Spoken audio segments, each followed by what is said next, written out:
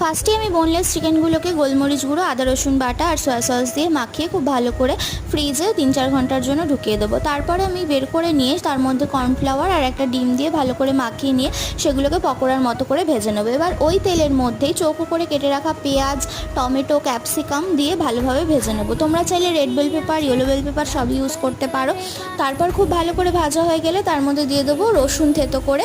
সেটা দিয়ে দেওয়ার পরে আমি দিয়ে দেবো একটা সসের পেস্ট, যার মধ্যে আছে tomato sauce, green chilli sauce, red chilli sauce, soya sauce আর কিছুটা পরিমাণে লঙ্কার গুঁড়ো। সেগুলো দিয়ে আমি খুব ভালো করে নাড়িয়ে নিয়ে আমি তার মধ্যে দিয়ে দেবো পরিমাণ মতো লবণ আর জল। সেটা দিয়ে খুব ভালো করে ফুটিয়ে নেওয়ার পরে দিয়ে দেবো পকোড়াগুলো দিয়ে খুব ভালোভাবে ফুটিয়ে নিলেই রেডি হয়ে যাবে আমাদের চিলি চিকেন। আর থিকনেসের জন্য আমি এখানে দিয়েছি কিছুটা পরিমাণ অ্যারারুট জলে গুলে। তো রেডি হয়ে গেল চিলি চিকেন। এটা কিন্তু আমি গরম গরম ময়দা রুটির সাথে পরিবেশন করেছিলাম। লাইক করো আর সাবস্ক্রাইব করো। টাটা।